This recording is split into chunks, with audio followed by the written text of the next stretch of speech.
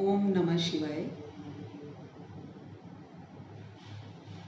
जैसा कि आप सभी जानते हैं, ज्ञान सूर्य आध्यात्मिक विद्यालय की स्थापना स्वयं महादेव जी के साकार रूप द्वारा 2006 में की गई थी और मैं उनको 2014 में मिली थी। मेरा नाम रंजीत कौर है। मैं ज्ञान सूर्य आध्यात्मिक विद्यालय की चेयरपर्सन हूँ। मैंने उनसे डायरेक्ट महादेव शिव परमात्मा का ज्ञान सुना। 2014 से लेकर 2021 तक मैं वो सौभाग्यशाली आत्मा हूँ जो मुझे स्वयं महादेव का साथ मिला, मदद मिली, ज्ञान मिला। सच में ये 7 वर्ष मेरे लिए संगम युग समान ही थे। अब बहुत दुख के साथ आप सबको सूचित किया जाता है कि 26 मई 2021 को महादेव जी ने अपना 5 तत्वों का शरीर त्याग दिया और वह अव्यक्त हो गए, क्योंकि उनका कार्य इस साकार सृष्टि पर समाप्त हो चुका था। अब उनका कार्य जो है वो सूक्ष्म में चलेगा। साकार सृष्टि के लिए जितना ज्ञान हम आत्माओं को चाहिए था वो उन्होंने दे दिया। उसके लिए जो भी आत्माएं ज्ञान सूर्य आध्यात्मिक विद्यालय से जुड़ी हैं वह हमेशा महादेव जी के लिए आभारी रहेंगी। उन्होंने सत्य का मार्ग दिखाया, सद्ज्ञान दिया और उन्होंने जो ज्ञान दिया, जो कि आत्मा का वास्तविक ज्ञान हमें मिला। पहले भी आत्मा का ज्ञान था, लेकिन सूक्ष्म में आत्मा का ज्ञान जो हमें मिला वो महादेव जी का ज्ञान अलग था, क्योंकि महादेव जी का ज्ञान सबसे मिलता भी है और कुछ अलग भी है। परमात्मा के तीनों रूपों का स्पष्ट ज्ञान दिया उन्होंने। हमारा जो लक्ष्य है दिव्य गुण धारण करने का, उसका प्रैक्टिकल ज्ञान दिया, जिससे हमारी जीवन मुक्त अवस्था बन जाती है। बेहद का ड्रामा क्या है, तीनों लोकों में आत्मा का सफर कैसे चलता है, कर्म फिलॉसफी का ज्ञान भी बिल्कुल क्लियर करके बताया, ताकि हम सबको पता चल जाए कि हमारा कार्मिक अकाउंट क्लियर हुआ या नहीं हुआ, उसमें कोई डाउट नहीं रहा। फिर ये भी जो हम इंतजार कर रहे थे, स्वर्ग आएगा, विनाश होगा, उसका ज्ञान भी महादेव जी ने क्लियर कर दिया कि कैसे स्वर्ग आता है और स्वर्ग भी कितने प्रकार का होता है। ज्ञान जो इतना उलझा हुआ था, क्योंकि अलग अलग स्थानों पर जो भी आध्यात्मिक ज्ञान दिया जा रहा है, आत्माएं उलझ गई थी, भटक रही थी सत्य ज्ञान की तलाश में। तो उन्होंने वो ज्ञान बिल्कुल सहज तरीके से सुलझा दिया। महादेव के ज्ञान से आत्मा मोह माया के बंधन से छूट जाती है। अभी सूक्ष्म में महादेव जी का जो भी पाठ चलेगा उनसे हमें शक्ति मिलती रहेगी। उसके अनुसार ही ज्ञान सूर्य आध्यात्मिक विद्यालय की सेवाएं चलेंगी। ज्ञान के लिए जो आत्माएं भटक रही हैं उन्हें ज्ञान सूर्य आध्यात्मिक विद्यालय में जरूर उनके प्रश्नों के उत्तर मिलेंगे और वह आत्माएं चाहे कहीं भी रहें लेकिन संतुष्ट महसूस करेंगी। महादेव जी वैसे तो ज्ञान का सागर हैं। उनका ज्ञान तो हम सुनते सुनते थक जाते हैं, लेकिन उनका ज्ञान कभी खत्म नहीं होता। ये सच में हमने फील किया कि अगर धरती को कागज बनाए, है ना, जो बोला जाता है, वो कभी भी ज्ञान खत्म नहीं हो सकता। अथाह ज्ञान था, लेकिन जो ज्ञान उन्होंने एक मनुष्य जीवन में हमें चाहिए वो ज्ञान उन्होंने हमें दे दिया, लेकिन कुछ ज्ञान फिर सूक्ष्म में भी दिया जाता है जो कि चलता रहेगा। उनका जो प्रिलिमिनरी ज्ञान मैं चाहती हूँ कि थोड़ा थोड़ा सबके साथ शेयर करेंगे हम, और आज जो मैं ज्ञान दूंगी वो महादेव जी का ही दिया हुआ ज्ञान है। आपको समझ आएगा कि उनकी सोच कैसी थी और उनका ज्ञान क्यों हम कहते हैं कि वही सद्ज्ञान है जिसको हर आत्मा एक्सेप्ट करेगी और सबको एक करने वाला ज्ञान है। तो आज हम महादेव जी को याद करके थोड़ी सी उनके बताए हुए ज्ञान की चर्चा करेंगे। ओम नमः शिवाय, हर हर महादेव। क्योंकि महादेव ही एक ऐसा देव है जो सभी दुख कष्ट हरने वाला है। तो महादेव जी ने बताया कि इस जीवन को लोग 3 तरीके से जीते हैं।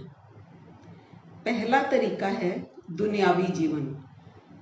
इस जीवन के जो भी रूल रेगुलेशन सेट हुए हैं उसके हिसाब से चलना पड़ता है, क्योंकि ये साकार सृष्टि के नियम अलग हैं, सूक्ष्म सृष्टियों के नियम अलग हैं।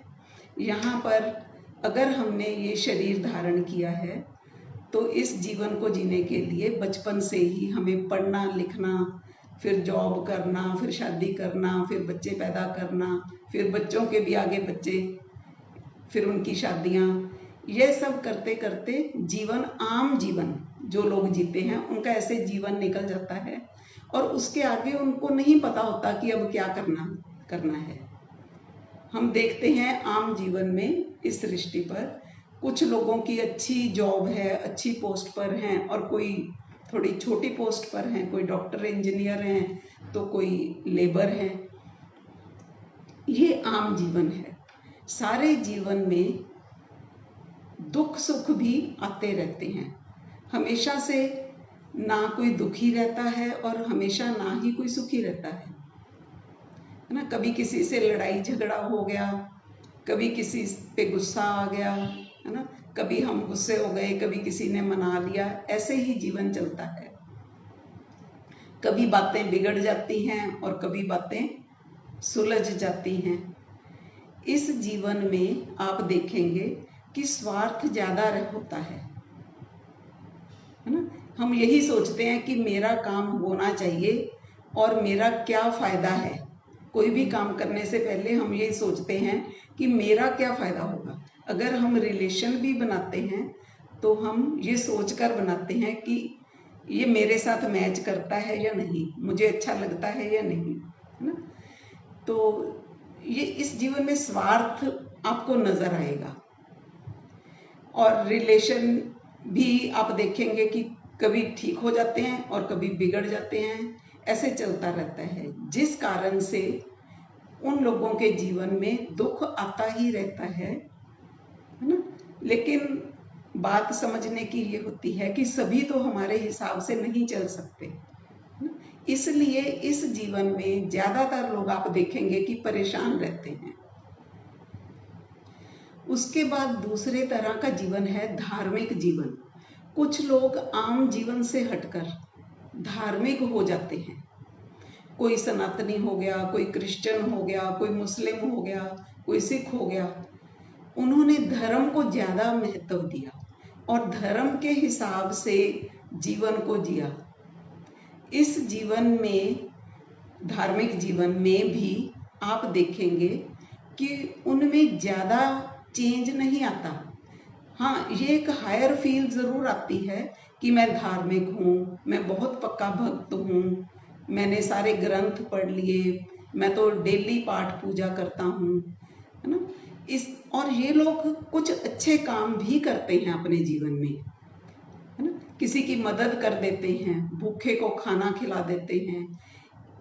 इसलिए लाइफ में थोड़ी चेंज तो आती है।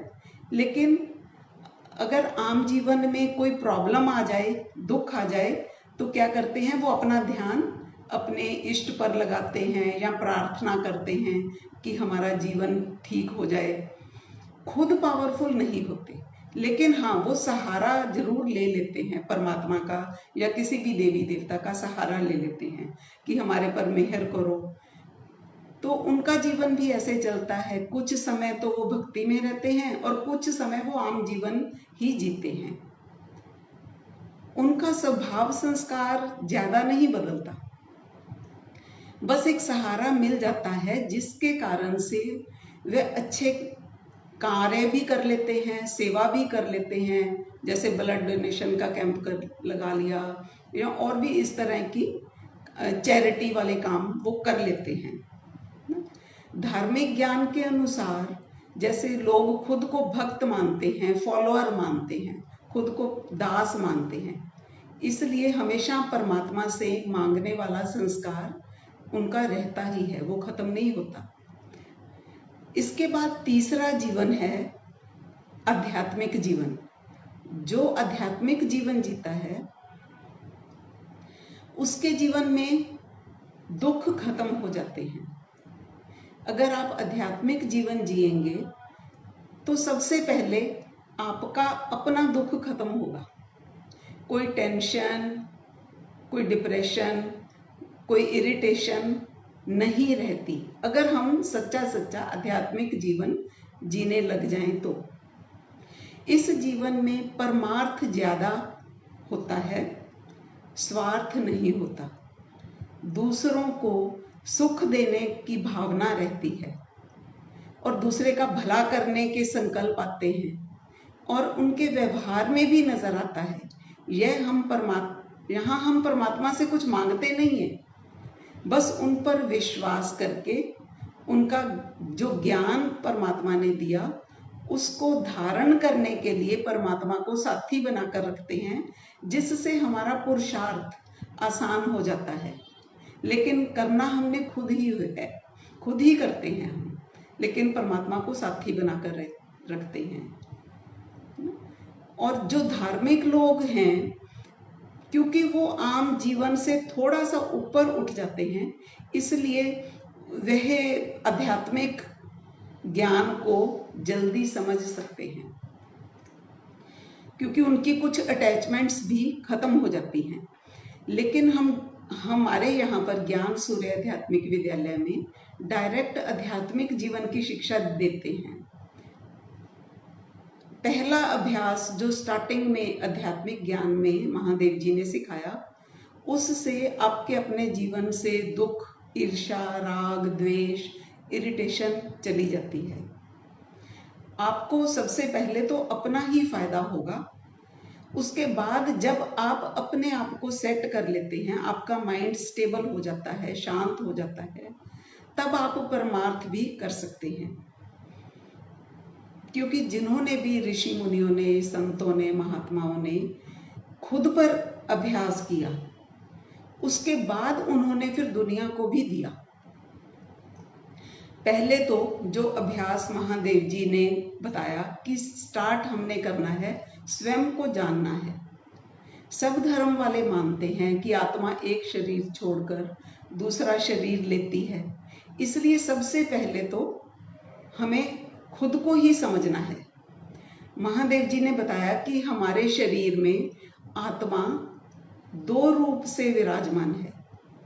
आत्मा का ज्ञान तो हमें पहले भी था, लेकिन थोड़ा मैंने बताया अलग भी होगा और उसको सूक्ष्मता से महादेव जी ने बताया। तो 2 रूप से कैसे विराजमान है? एक है एनर्जी रूप, एनर्जी के रूप में भी शरीर में है, और दूसरा है पॉइंट ऑफ लाइट, बिंदु रूप में आत्मा हमारे अंदर विराजमान है। क्योंकि जो एनर्जी हमारे शरीर में है, एनर्जी कोई भी हो, चाहे वो इलेक्ट्रिक एनर्जी है, चाहे मैग्नेटिक एनर्जी है, चाहे सोलर एनर्जी है, हर एनर्जी का कोई सोर्स होता है। जैसे सोलर एनर्जी का सोर्स सन है, इसी तरह बॉडी में जो एनर्जी है, एनर्जी या शक्ति जिसे हम कह सकते हैं, पावर कह सकते हैं, उसे हमने लाइट स्वरूप बोला है। बोला जाता है कि एनर्जी लाइट स्वरूप में हमारे अंदर है। एनर्जी हमेशा स्कैटर्ड फॉर्म में होती है उसको आप आकार नहीं दे सकते। रूम में जो लाइट है इसे हम ये नहीं कह सकते कि ये सर्कल शेप की है या स्क्वायर है या ट्रायंगल शेप, ऐसे नहीं बोल सकते। उस शक्ति को जितने दायरे में हम समेट लेंगे वही उसका आकार हो जाएगा। जो बॉडी के अंदर एनर्जी है, हर शरीर में वह शक्ति अलग अलग है, जिसे हम जैसे हर एक के शरीर में जो शक्ति है वो अलग अलग है, और उस एनर्जी का जो सोर्स है जिसे हम बिंदु रूप आत्मा कहते हैं, वह सेंटर पॉइंट हमारे ब्रेन में है। आत्मा पॉइंट ऑफ लाइट ब्रेन के मिड में है। शरीर के अंदर जो एनर्जी है उसका सेंटर पॉइंट है, मतलब बिंदु रूप वो सोर्स है, और वो जो एनर्जी पूरे शरीर में काम करती है वो लाइट स्वरूप में है। कुछ लोग, महादेव जी ने जो और ज्ञान क्लियर किया, कुछ लोग आत्मा को अलग अलग जगह पर मानते हैं। कई लोग कहते हैं कि आत्मा गले में है, कोई कहता है पेट में है ना, कोई हृदय में मानता है। लेकिन महादेव जी ने बताया कि वह सेंटर पॉइंट मस्तिष्क में है, ब्रेन के मिड में है, जहां पर हम ध्यान भी लगाते हैं। उसी की यादगार में इसीलिए माथे पर हम बिंदी लगाते हैं या मंदिरों में टीका लगाते हैं। आत्मा के अंदर जैसे भी संस्कार होंगे वह संस्कार आत्मा साथ लेकर जाएगी, क्योंकि संस्कार तो आत्मा के अंदर ही है। उसी के आधार पर आत्मा की गति होती है या सदगति होती है। गति माना एक शरीर छोड़कर दूसरा शरीर ले लेना, है ना। आत्मा एक शरीर से निकलकर दूसरे शरीर में चली जाती है, इसे हम गति कहते हैं। जब तक आत्मा में इस संसार से संबंधित संस्कार रहेंगे, अटैचमेंट रहेगी, तब तक वह इसी संसार में जन्म लेती रहेगी, और जिसको हम गति कहते हैं। सदगति माना अगर आत्मा की इच्छा है जीवन मुक्ति प्राप्त करने की, या स्वर्ग में जाने की, या सचखंड में जाने की, भगवान के घर जाने की, या अपने निज धाम, अपने घर परम धाम वापस लौटने की, तो उसके लिए फिर हमें सदगति के लिए पुरुषार्थ करना पड़ेगा। और इसलिए महादेव जी कहते हैं जिसकी जैसी इच्छा, वो सबकी इच्छा पूर्ण करते हैं। उस आत्मा को वैसा ही फिर ज्ञान देकर उसी अनुसार पुरुषार्थ करवाया जाता है, क्योंकि महादेव के ज्ञान से हर आत्मा के आदि, मध्य और अंत का ज्ञान हमें प्राप्त हो जाता है, क्योंकि हमें समझ आ जाता है कि इस आत्मा की जर्नी कैसी है ना। तो इसलिए उसके अनुसार ही उसको फिर ज्ञान दिया जाता है, और आत्मा गति या सदगति को पा सकती है। ये भी आप महादेव जी ने बताया कि गति तो सभी आत्माओं की हो ही जानी है, एक शरीर छोड़कर उसने दूसरे शरीर में चले ही जाना है, लेकिन सदगति के लिए तो पुरुषार्थ करना पड़ेगा। पुरुषार्थ कौन आत्माएं करेंगी?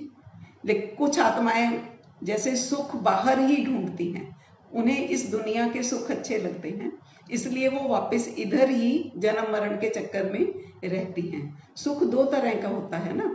अभी तक हम सुख बाहर ढूंढ रहे थे, लेकिन सच्चा सुख तो अंदर है, क्योंकि आत्मा का गुण है सुख, शांति, प्रेम, पवित्रता, आनंद, ये आत्मा के गुण हैं। अगर बाहर वातावरण बहुत सुंदर हो, है ना, आपके घर में खाना भी बहुत अच्छा अच्छा आपको मिल रहा है, सारी सुख सुविधाएं हैं, लेकिन अंदर सुख नहीं है, आपके संस्कार जो हैं वो ज्यादा अच्छे नहीं हैं, तो आप सुख महसूस नहीं करेंगे ना।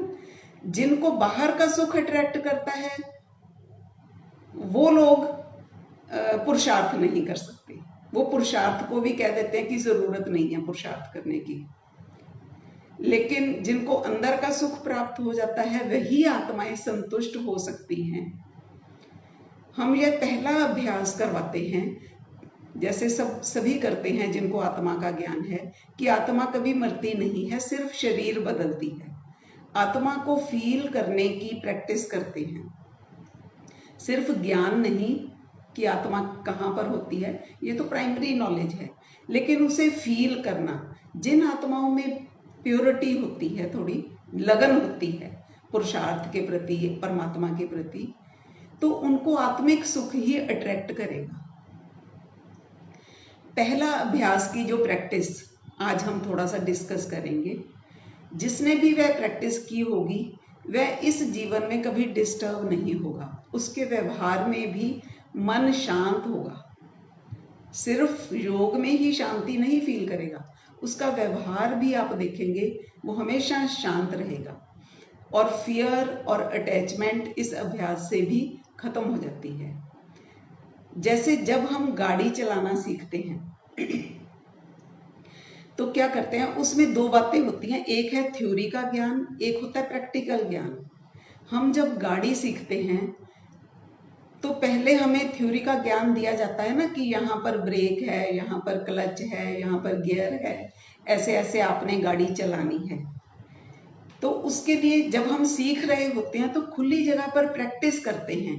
वे प्रैक्टिस इसलिए करते हैं ताकि हम सड़क पर भीड़ में भी जा सकें, एक जगह से दूसरी जगह जा सकें, क्योंकि वो ड्राइविंग तो इसीलिए हम सीखते हैं ना, कि हम काम कर सकें। प्रैक्टिस करने के लिए कई लोग तो एक दिन में भी सीख जाते हैं, कईयों को बहुत समय लगता है।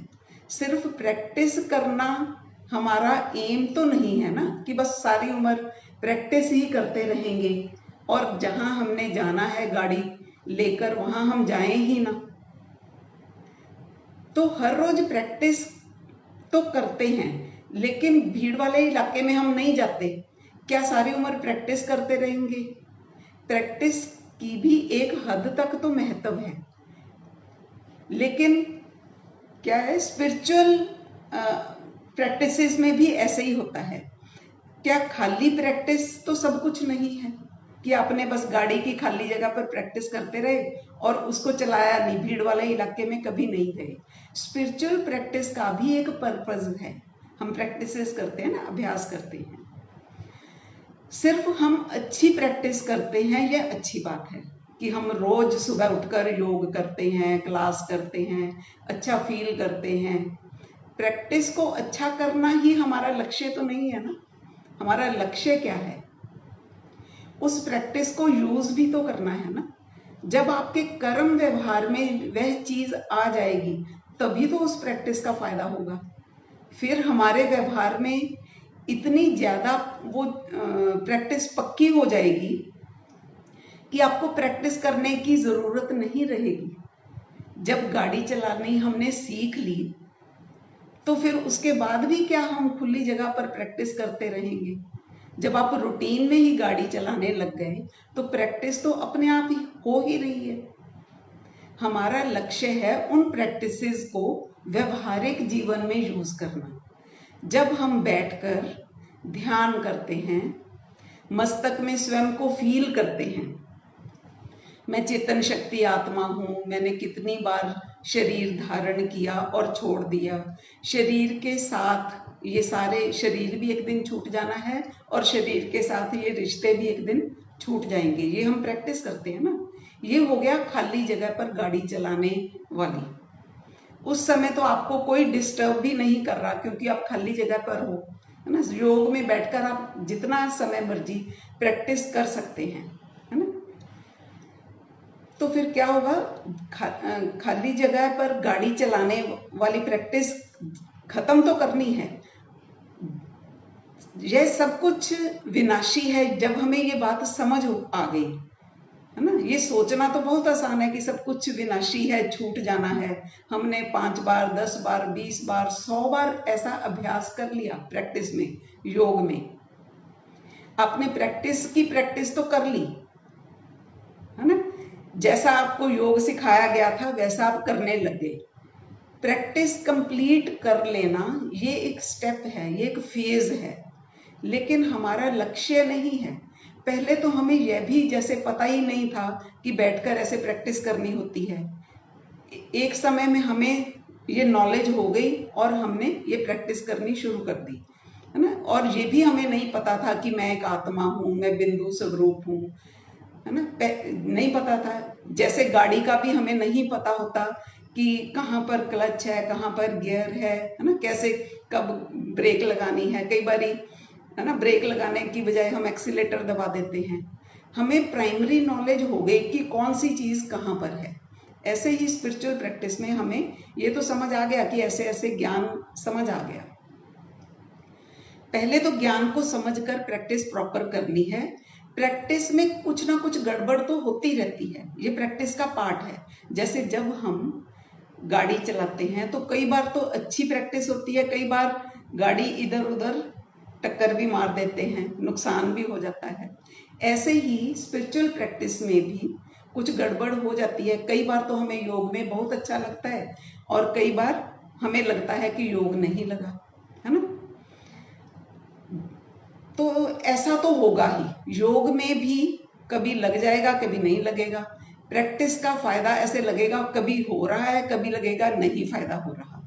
कभी कभी बहुत मजा भी आता है, खुशी आती है कि, और जब टक्कर लग जाती है तो कई बार कोई और दूसरा आकर भी टक्कर लगा सकता है, हमें डिस्टर्ब कर सकता है।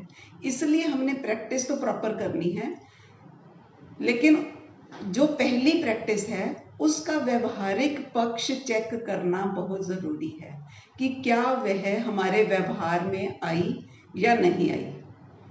कैसे पता चलेगा कि वो प्रैक्टिस हमारे व्यवहार में आई या नहीं? उसका यह असर होगा कि चाहे मैं या मेरे फैमिली मेंबर या कोई भी परिस्थिति अगर आ जाए तो मेरा मन डिस्टर्ब नहीं होगा और लोगों से मुझे टू मच अटैचमेंट नहीं होनी चाहिए। यही प्रैक्टिकल, अगर हम देखें, उस प्रैक्टिस का व्यवहारिक पक्ष है। जो हम सोचते हैं ये शरीर एक दिन खत्म हो जाना है, धन दौलत रिश्ते नाते सब एक दिन छूट जाने हैं, ये क्या व्यवहार में किसी के, ये व्यवहार में किसी के तो 1 महीने में आ सकता है, किसी को सालों साल लग जाते हैं, लेकिन व्यवहार में आपने देखा होगा नहीं आता। वो मोह, वो लोभ और भेदभाव छूटता नहीं है। महादेव जी के ज्ञान में ये प्रैक्टिस करवाई जाती है। जिनकी प्रैक्टिस पूरी हो जाती है वे किसी भी परिस्थिति में without any reason, in any condition, उनका मन डिस्टर्ब होना बंद हो जाना चाहिए। अगर वह उस ज्ञान को ध्यान से समझेंगे, सुनेंगे, समझेंगे, मानेंगे और उसको अगर वो रियलाइज भी करेंगे और फिर उसको व्यवहार में भी लेकर आएंगे। महादेव जी ने ये किसी को भी नहीं बोला कि आपने कुछ छोड़ना है, इनके प्रति अटैचमेंट खत्म करनी है। आपके पास फैमिली होना, घर होना, है ना, कोई धन दौलत होना, ये कोई बुरी बात नहीं है। अगर इनके साथ अटैचमेंट हो गई तो फिर आपका दुख स्टार्ट हो जाएगा। हर संत, हर महात्मा, हर ज्ञानी पुरुष ने ऐसा ही किया। उन्होंने सबसे पहले तो जो भी उनके घर के रिश्ते नाते थे उनसे मोह निकाल दिया, तभी उनका मन शांत हुआ। लेकिन हम घर बार छोड़ने के लिए नहीं कहते, सब कुछ आपके पास ही रहेगा लेकिन अटैचमेंट नहीं रहेगी। अगर कोई रिश्ते या घर या पैसे में नुकसान भी हो जाए तो भी आप इजी रहेंगे, ज्यादा टेंशन में नहीं आएंगे। शरीर छूट, ज्यादा से ज्यादा क्या हो जाएगा, शरीर छूट जाएगा ना। वो भी तो हमें ज्ञान समझ आ गया कि शरीर अगर छूट भी जाए तो आत्मा तो अजर अमर अविनाशी है।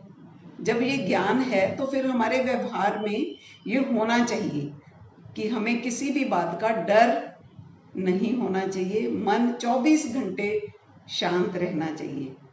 तो पहले फेज में जो बेसिक ज्ञान है महादेव जी का, इसमें हम पहले खुद को ही सेट करते हैं। अगर हमारे अपने जीवन में ही परेशानियां हैं, हम डिस्टर्ब्ड हैं, तो हम दूसरों का भला कैसे कर सकते हैं? पहले खुद को जानना है, पहचानना है, मानना है, रियलाइज करना है, फील करना है और उस रियलाइजेशन के आधार पर सेल्फ कॉन्शियसनेस में कर्म करना है। कर्म नहीं छोड़ने। पहली प्रैक्टिस से हमारे अंदर से मन में अटैचमेंट, जो दुनियावी अटैचमेंट्स हैं वो खत्म हो जाती हैं। और महादेव जी सबको यही कहते हैं कि हर समय 24 घंटे मन शांत रहना चाहिए, हर्षित मुख होना चाहिए और नैनों में सबके प्रति प्रेम होना चाहिए। दूसरों को चेंज हम बाद में करेंगे, पहली चेंज हमने खुद पर करनी है, जो कि परमात्मा का स्लोगन भी है, स्व परिवर्तन से ही विश्व परिवर्तन होता है। तो आज का ये एपिसोड महादेव जी को ही समर्पित रहेगा, क्योंकि वो अब हमारे बीच में नहीं है। वो बीच में नहीं भी हैं तो भी हमारे हमेशा अंग संग रहेंगे और वो हमारे को गाइड करते रहेंगे। ओम नमः शिवाय। ओम नमः शिवाय।